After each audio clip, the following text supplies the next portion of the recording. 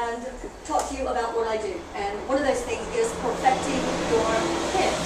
So whenever you're at a networking event, how do you actually ensure that the person you're speaking to is going to want to listen to you that much more after that first initial introduction that you made? What we were able to do in this like 5 to 10 minute phone call was to gather information that I needed to know about her and her daughter, and then also what she needed to know about me and my company.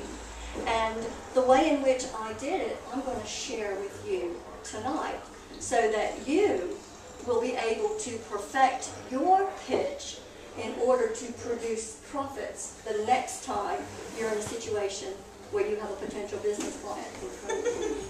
Alex, what do you do? I shoot people for a living. Assassin.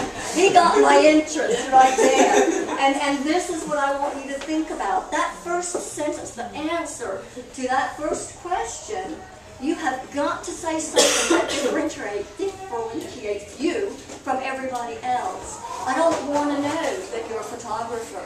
I can probably see that from the fact that you hold the camera. Yeah? I want to know what is it that you have actually done in the role that you're carrying out. So you shoot people.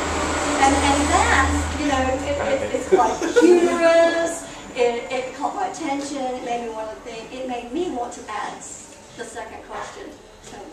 Tell me now, what clients have you worked with? That sounds really fantastic. What clients have you worked with? Not many. And you can't say that, okay? You actually must have one, at least one, yeah, that you've worked with, okay? They don't need to know you haven't worked with any more yet, okay? What you want to do is say, oh yes, I've worked with, whether it's a couple, whether it's a company, whether it's, you know, a group of people. Highlight one that really, really stands out to you. And if it is a corporation, then name them, okay? Really? Yeah, yeah, absolutely, why not? It becomes a bit big-headed, I think, really. No. It's giving you credibility. What the next step is, if you can drop either your award-winning, or I've worked in these particular venues, or I've worked with a corporation like British Telecommunications, whoever, then they're going to say, okay, well, you've worked with these guys. Did they have a problem? And if they did, and you were able to help them solve that problem, first tell us what that problem is. And then secondly, tell us how you solved their problem. And if you can get those two steps in, then that's actually letting your client, potential client, know that, hey, this is what I've actually accomplished. This is the sell for what you've done and what you have done for somebody else, so that if they have a similar issue, it could help them see that you have the potential to help them. So tell stories from a personal experience so that they know that what you're talking about is real, and they know what you've gone through to help that other person. So that's the 3 steps within the C part of the OCD. And the D, now, the final bit, is called differentiate. How can you differentiate yourself from everybody else? Why did that client decide to pick you over everybody else? Why are you so special? Yeah? What makes you different? So if I were to give you my pitch right now, it would be along the lines of this. What do? I take away people's fear and replace it with confidence. I've worked with organizations like BT, British Telecommunications, and their apprentices. They had a problem with their apprentices not being able to communicate face-to-face with their customers.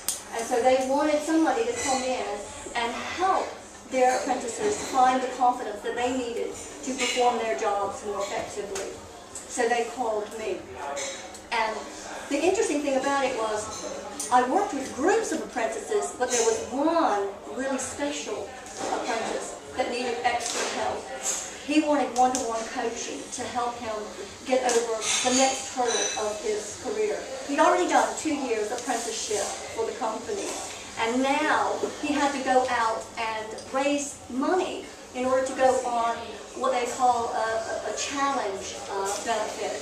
to raise money to take him to Peru. He needed to get to Peru. And in order to do that, he needed to gather donations from individuals such as yourselves. And what I was able to do was work with him on a one-to-one basis so that he could be very succinct, very focused on what he needed to get from people, and explain to them the stories and the things that he had accomplished in other events so that they would be willing to part with their money. Did it work? Yes. He actually was able to raise 7,000 pounds towards his trip to Peru, which was double what he was needing to make the trip. So that extra money went in to help the organization in Peru build the schools that they were going over there to do. So why did they pick me?